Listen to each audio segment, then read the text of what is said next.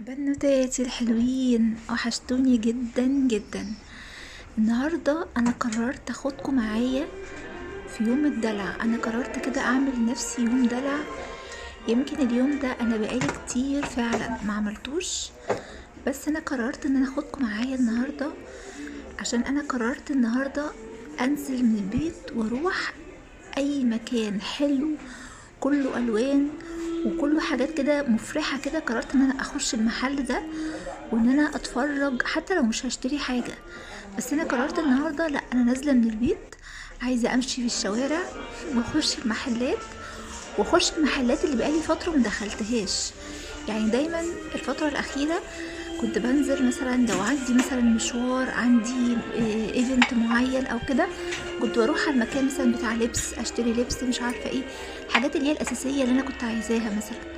انما بقالي فتره ما نزلتش كده بلا هدف، يعني كنت كل مثلا نزولاتي الفتره الاخيره نازله عشان اجيب حاجه بس. لكن النهارده انا قررت ان انا هنزل وهخش كل المحلات اللي فيها الوان واتفرج وملي عيني بالاشكال الحلوه، ولو عجبتني حاجه هجيب. يعني انا ما كنتش مقرره ان انا هشتري بصراحه، بس لا يا جماعه، انا كل تقريبا محل دخلته اشتريت منه حاجه او حاجتين. فانا مش عارفه بقى هوريكم الحاجات دي في اخر الفيديو ده، ولا لو الفيديو ده كان طويل ممكن افرجكم على الحاجات دي في فيديو بعد الفيديو ده ما ينزل.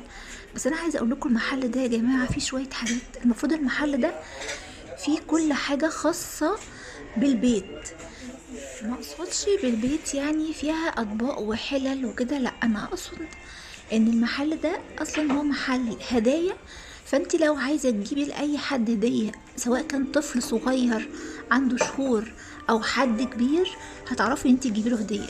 يعني عنده كل حاجه، عنده الهدايا اللي هي عباره عن الدباديب والعرايس، عنده العاب الاطفال، عنده المجات، عنده حاجات الخاصه بالكوتشينه، الالعاب اللي بتاعت الفكر دي والتنمية والذكاء وكده. عنده لو عايزة تعملي مثلا بالونات لعيد الميلاد، قسم لوحده للهدايا بتاعت الزينة بتاعت عيد الميلاد.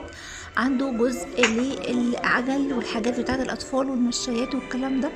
عنده كل حاجة فعلا خاصة بالهدايا والجيفتس. فانا كنت دلوقتي في الركن بتاع المجات. بصراحة المجات اللي عنده خطيرة. انا بصراحة كنت حابة الفترة الاخيرة كنت بدور على القب اللي هو كان نوعين قب، كنت عايزة نوعين. في واحد كنت عايزاه اللي هو طويل ده، اللي هو بيكون بلاستيك ومعاه سترو كده للعصير او للمية، بس كنت عايزة شكل مختلف، ويمكن انتوا شفتوا الاشكال في اول الفيديو خالص. وفي واحد تاني كنت عايزاه اللي هو المعدن، تقريبا طالع ترندي الفترة دي واسمه ستانلي تقريبا، ده برضو ما لقيتوش عندهم. فكنت باخد فكرة وكنت بفرجكم بقى على المجات اللي عندهم. بصراحة عندهم مجات حلوة قوي، حتى المجات كمان تنفع لأطفال وتنفع كمان رجالي مش بنات بس. اللعبة دي انا استغربت لها جدا. المفروض ان هي مكتوب عليها، كنت هجيبها بصراحة لأولاد اختي بس انا ما فهمتهاش. المفروض ان هي مكتوب عليها ان هي بتعمل موسيقى وبتغني، وفيها ورقه كده من تحت. حاولت ان انا اشيل الورقه دي عشان ان انا اخليها تشتغل، ما اشتغلتش برضو. فحسيت ان هم لا، مش هيعرفوا يلعبوا بيها وممكن يقطعوها، فايه سبتها يعني. عندهم كمان العربيات الصغيره دي، اشكال والوان واحجام فظيعه. انا نفسي وانا واقفه اتفرج كده كنت حاسه ان انا عايزه اشتري عربيات. انا في جزء جاي كده بتاع عربيات، يعني انا كان نفسي اجيب لي مثلا عربيتين ثلاثه منهم احطهم كده ديكور عندي، اللي هو الجزء ده، اللي هي العربيه اللي في البوكس بتاعها، تحس ان هي الوانها وشكلها عامله زي العربيات الحقيقيه. انا بصراحه مش عارفه الاطفال لما بيشوفوا الحاجات دي يعني بيمشوا ازاي من غير ما يشتروا بصراحه، يعني بجد حاجه مغريه جدا. ده كان بقى الجزء بتاع او السكشن بتاع السلايم والصلصال والحاجات اللي هي اللي بتعمل بالايد دي. عندهم كمان حاجات يعني مختلفة جدا، حتى اللي انا ماسكاهم دول بأطعم مختلفة او بريحة مختلفة. في كان بريحة البرتقال، وفي كان بريحة الكولا. اشكالهم مغرية. بصوا كمان اللي في البرطمانات وفي الازايز دي، في كمان اللي معاهم اشكال، والكرات الصغننة الملونة دي تقدري ان انت تشكليها معاهم. بصراحة عندهم برضو كمية حلوة قوي من السلايم. ده الجزء بتاع بقى المسدسات اللي هي بالميه واللي بتعمل فقاقيع، اللي هو المسدس اللي عدى ده اللي هو بيعمل فقاقيع بالصابون. ودي كمان برضو العاب، برضو طريقة البرجر ومش عارفة ايه. بصوا كمان اللي انا همسكه دلوقتي ده الشوكليت. لا مش عارفة برضو مفهمتوش، انا مش عارفة ده انا برسم عليه ولا مفهمتوش بصراحة. وبصراحة في حاجات كتير قوي عندهم انتي متفهمهاش، فانتي كل ما تلاقي لعبة انتي مش فاهماها تنادي البنوتة اللي هناك او الولد اللي واقف، بتبقى عايزة تقولي له ايه دي عبارة عن ايه. فانا حاسة ان انا زهقت الناس من معايا، لاني كل شويه اناديهم اقول لهم دي كده عباره عن ايه، دي كده عباره عن ايه. ده برضو برطمان كده معاه صلصال صغير في اكياس كده، تقدري ان انتي برضو تشكليها او الطفل، يعني مش انتي. انا عن نفسي كنت نفسي اشتري حاجات كتير ليا يعني بصراحه.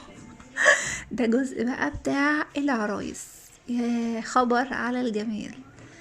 كيوت كيوت، العروسه اللي معاها كرسي، والعروسه اللي معاها بوتي، والعروسه اللي معاها لبس، والعروسه اللي معاها بانيو، والعروسه اللي معاها توك ومعرفش ومشط او فرشه. وباربي بقى الجزء بتاع باربي ده الخطير، باربي اللي معاها عجله. بصوا شعرهم وبصوا لبسهم وبصوا الوانهم، انتوا نفسكوا هيبقوا نفسكوا. بصوا اللي معاها موتوسيكل دي، واللي معاها الحامل اللي معاها عربيه او سرير بيبي. ودي العيله، الاب والام والاطفال يا جماعه. بجد الحاجات دي انا نفسي. بصوا بقى اللي عندها دولاب فيه الشوزات بتاعتها والشنط، ودي معاها لبس ومعاها شنطة، ودي معاها تاج كده وبرضو لبس مختلف وشنطة.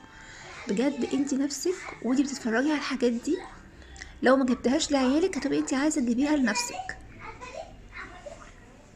بصراحة اشكالهم. ولا بصوا اللي عندها العروسة دي خطيرة خطيرة، انا كنت هموت على واحدة منهم.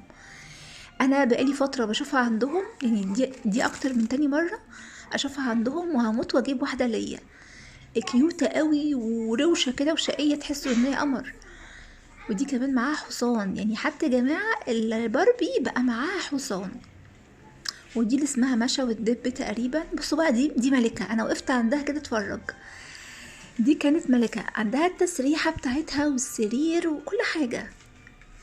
ودول معرفش حرامية دول ولا ايه، يعني هما مسابوش حاجة ما عملوهاش. ودول برضو المريميد اللي هما عرايس البحر. بصراحة الاشكال عندهم حلوة قوي قوي قوي في كل حاجة. يعني لو انت عايزة هدية للولد، بصوا بقى دي بصوا الطقم الخطير ده اللي هو دريس كده مع شوز، حاجة زي كده. مثلا انت مش عارفة تجيبيها لبنتك، يعني اللبس ده تجيبيه لبنتك ولا تجيبيه للعروسة بتاعتها. بصوا بقى الشنطة الكبيرة دي، وممكن برضو البنوتة تلعب بيها وتحط فيها المانيكير وكده. كمان وشوش العرايس الكبيرة دي بتبقى حلوة قوي عشان تعلمي البنت تعمل تسريحات لنفسها ولعروستها. وبرضو الجزء ده بتاع المانيكير، اللي هي الأداة اللي بتحط بين الصوابع، والمانيكير والضوافر، وكمان الجليتر. وده كمان الميك اب بتاع الأطفال وبتاع العرايس. بصراحة عندهم حاجات حلوة قوي قوي قوي قوي، وأي يعني أي ذوق هتلاقيه. بصوا كمان اللي هي العلب بتاعة الميك اب، العلب اللي هي الأدوار. وبصوا عبارة عن اللي هي اليونيكورن. بصراحة عندهم حاجات حلوة قوي قوي قوي، يعني انا كنت منبهرة بالحاجات. طبعا انا عارفة المكان ده من زمان. وشفت كمان عندهم الالوان. ثواني بقى عشان انا هخش على قسم تاني. الالوان اللي الطفل ممكن يكتب بيها على اي حاجة، ممكن يكتب بيها على الحيطة والالوان بتطلع، ممكن يكتب بيها على اللبس والالوان تطلع. فانا دي بفكر برضو اجيبها ليهم يلعبوا بيها. دخلت بقى، بصوا مش قلتلكوا النهارده يوم الدلع؟ خلصت المحل التاني وجبت منه حاجات، دخلت على المحل ده محل بقى متخصص في حاجات الشوكليت والسناكس والكاندي واي حاجة خاصة بالاكل المستورد او المصري هتلاقوه عندهم في المحل ده. كنت رايحة برضو اجيب كذا حاجة من هناك، طبعا مش هقول لكم عشان مش هحرق دلوقتي. طبعا استنوا بقى الفيديو اللي جاي، او استنوا في اخر الفيديو هقول لكم انا جبت ايه. شفتوا التابوكي اللي انا عرضته في اول الجزء ده؟ حلو قوي، كنت اول مره اشوفه عندهم. وده كمان اللي هو ناتشوز ده برضو حلو، كانت برضو سعره حلو. اللي العلبه دي قال لي تقريبا ب60 او حاجه زي كده. ودي دوناتس صغننه كده في اكياس، كل واحده فيهم بطعم مختلف. واعتقد برضو ان دي مصري، قصدي مستورده. عنده حاجات حلوه قوي بصراحه. ولو انت كشخص كبير دخلت اكيد هتطلع بحاجه، يعني مش معقول ان انت هتخش وتطلع من غير ما تشتري على الاقل حاجه واحده بس. طبعا الشوكليت في عندهم المصري وعندهم المستورد.